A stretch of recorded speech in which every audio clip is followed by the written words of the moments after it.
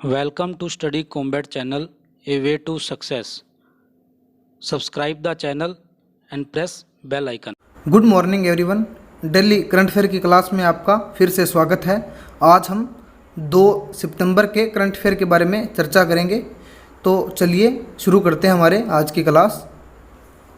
आज का हमारा पहला क्वेश्चन है, केंद्रीय उर्वरक विभाग स्वच्छता पखवाड़ा कब मनाएगा?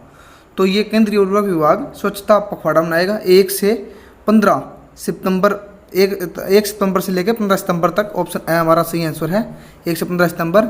और इसमें क्या उर्वरक विभाग के साथ अन्य जो संगठन है वो भी बड़े पैमाने पर भाग लेंगे। और केंद्रीय रसायन व उर्वरक मंत्री हमारे हैं डीवी सदानंद गौड़ा। डीवी सदानंद गौड़ा, ये क्या हमारे केंद्रीय रसायन व उर्वरक मंत्री हैं। हमारा दूसरा क्वेश्चन है, पीएम नरेंद्र मोदी ने किस माह को पोषण माह के रूप में मनाए जाने की घोषणा की है? तो वो माह है सितंबर। ऑप्शन द हमारा सही आंसर है, सितंबर माह को पोषण माह के रूप में मनाने की घोषणा की है। इसकी घोषणा जो हमारे प्राइम मिनिस्टर हैं नरेंद्र मोदी जी, उन्होंने क्या रेडियो प्रसारण कार्यक्रम मन की बात में की थी। इसकी घोषणा मन की बात में इसकी घोषणा की थी। और इस पोषण माह के दौरान क्या है, माई गवर्नमेंट पोर्टल पर क्या फूड और न्यूट्रिशन क्विज आयोजित की जाएगी। इसके अतिरिक्त क्या है, एक कृषि फंड भी बनाया जाएगा। और क्या स्टैच्यू ऑफ यूनिटी है जो हमारे, उस पर क्या है पोषण स्टैच्यू ऑफ यूनिटी में पोषण पार्क बनाने की भी घोषणा की है। हमारा नेक्स्ट क्वेश्चन है, एनएसओ द्वारा वर्ष 2020-21 की पहली तिमाही में जीडीपी की अनुमानित वृद्धि दर क्या है? तो वो है -23.9। तो ऑप्शन ब हमारा सही आंसर होगा। ये क्या, यह रिपोर्ट क्या सांख्यिकी और कार्यक्रम कार्यान्वयन मंत्रालय के राष्ट्रीय जो सांख्यिकी कार्यक्रम कार्यालय है के द्वारा जारी की गई है।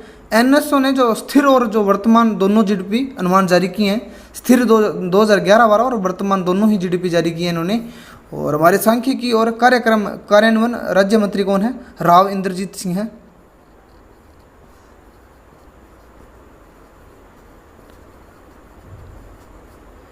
ये क्या सांख्यिकी और कार्यान्वयन राज्य मंत्री हमारे, और हमारे वित्त मंत्री हैं निर्मला सीतारमन।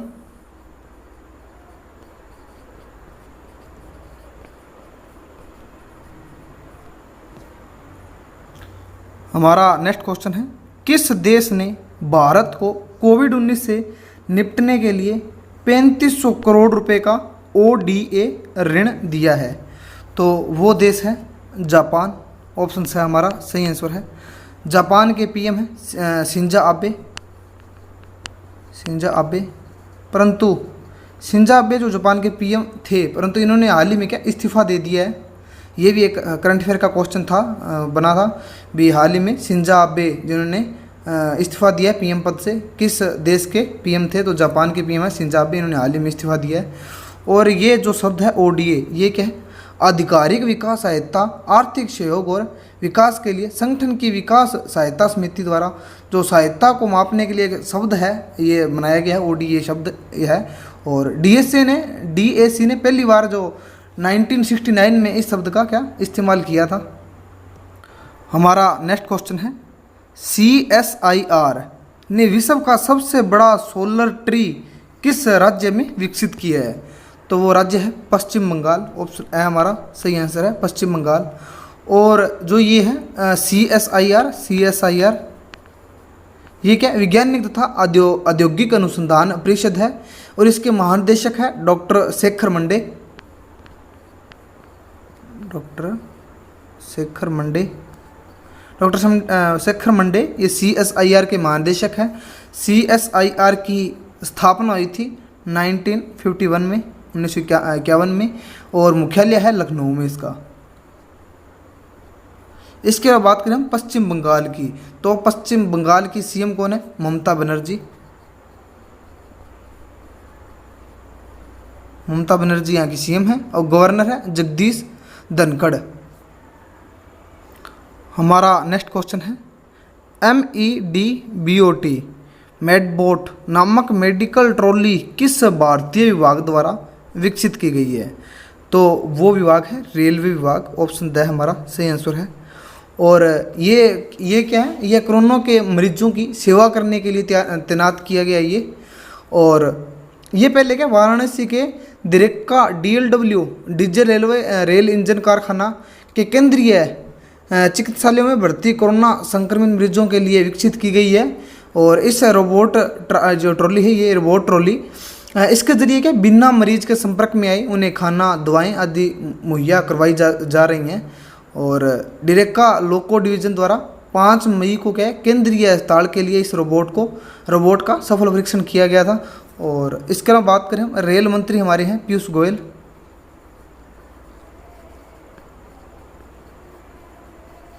पीयूष गोयल हमारे रेल मंत्री हैं और वाणिज्य मंत्री भी हमारे पीयूष गोयल हैं। हमारा नेक्स्ट क्वेश्चन है डूइंग बिजनेस रिपोर्ट पर किस संस्था के द्वारा रोक लगाई गई है? तो वो संस्था है वर्ल्ड बैंक। ऑप्शन सा हमारा सही आंसर है। और वर्ल्ड बैंक की बात करें तो इसके हेड हैं डेविड माल्पस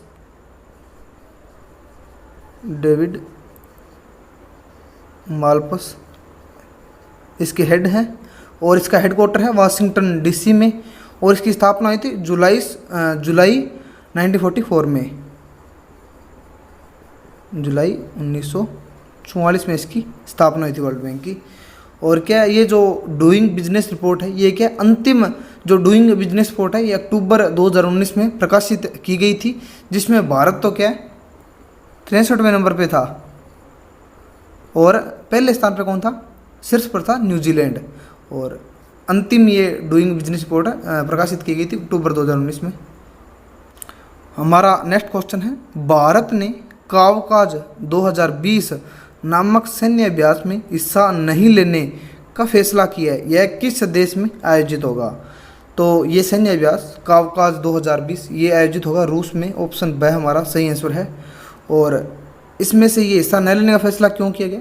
कोविड-19 के कारण इस सैन्य अभ्यास से हटने का ये फैसला लिया गया है। यह सैन्य अभ्यास क्या दक्षिणी रूस के जो अस्ट्राखान में आयोजित किया जाएगा। यह क्या बहुपक्षीय सैन्य अभ्यास है जिसमें क्या चीन, पाकिस्तान, रूस और ईरान और अन्य देश भी क्या इसमें भाग लेंगे। हमारा नेक्स्ट क्वेश्चन है F1 बेल्जियम ग्रांड प्रिक्स 2020 किस खिलाड़ी ने जीती है? तो वो है लुइस हैमिल्टन। ऑप्शन ए हमारा सही आंसर है। और ये क्या ग्रेट ब्रिटेन के रहने वाले हैं। लुइस हैमिल्टन क्या ग्रेट ब्रिटेन के रहने वाले हैं और ये मर्सिडीज के ड्राइवर हैं। दूसरा नंबर इसमें लाए हैं वॉल्टरी बोटास इनका क्या है दूसरा स्थान है।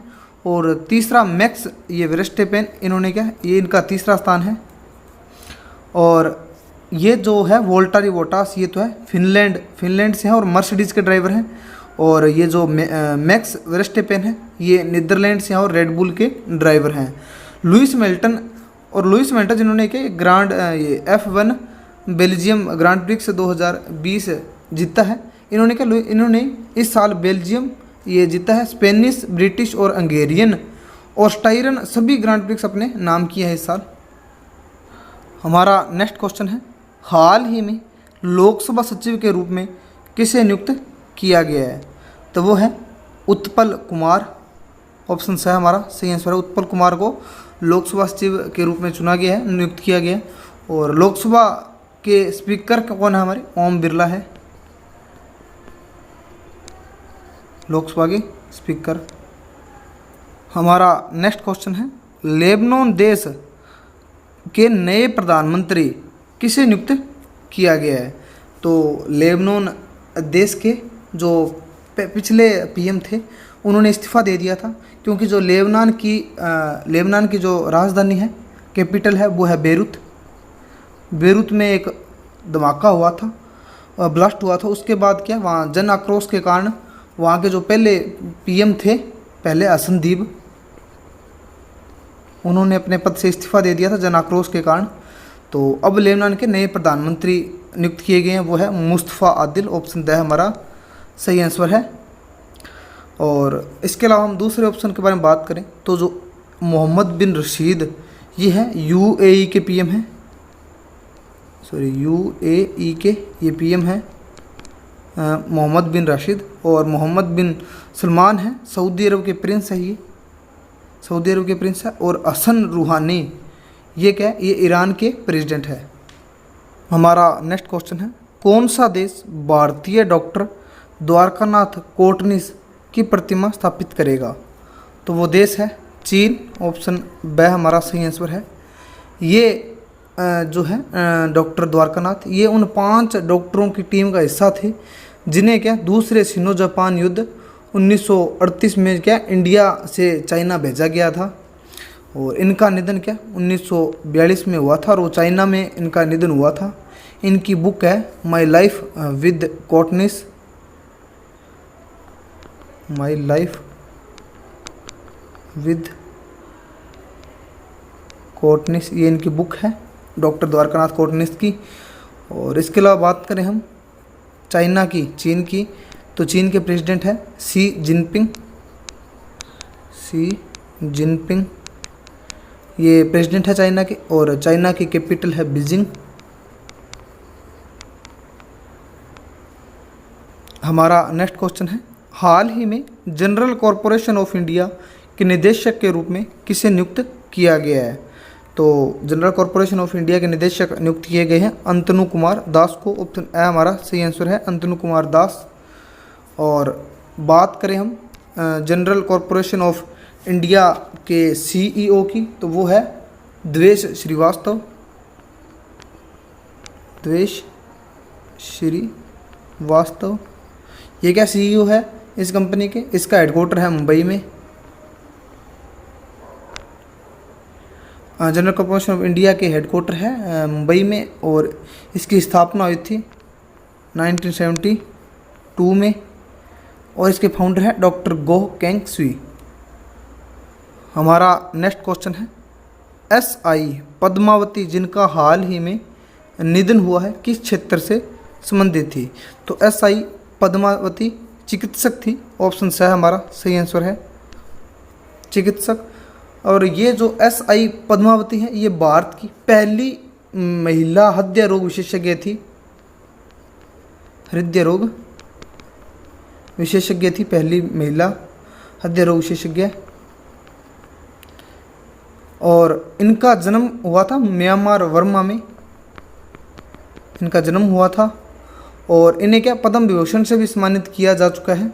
और इनकी निधन हुआ है, इनका निधन हुआ 103 वर्ष की उम्र में, 103 वर्ष की आयु में इनकी मृत्यु हुई है। हमारा नेक्स्ट क्वेश्चन है हाल ही में जो रूबी का निधन हुआ है किस कार्टून श्रृंखला के सह निर्माता थे? तो वो थे स्कूबी डू के। Option the Scooby Doo cartoon श्रृंखला के सह निर्माता थे। ये जो रूबी के अमेरिकी एनिमेशन मेकर थे ये। और इन्होंने अपने पार्टनर केन रूपियर्स के साथ मिलकर ये स्कूबी डू को बनाया था। और इनकी क्या 87 साल की उम्र में इनका निधन हुआ है। इसी के साथ हमारा आज की क्लास यहीं समाप्त होती है। मिलते हैं कल की करंट अफेयर की क्लास में। हमारे इस वीडियो का PDF लिंक और हमारे चैनल का लिंक आपको डिस्क्रिप्शन में मिल जाएगा। Thank you.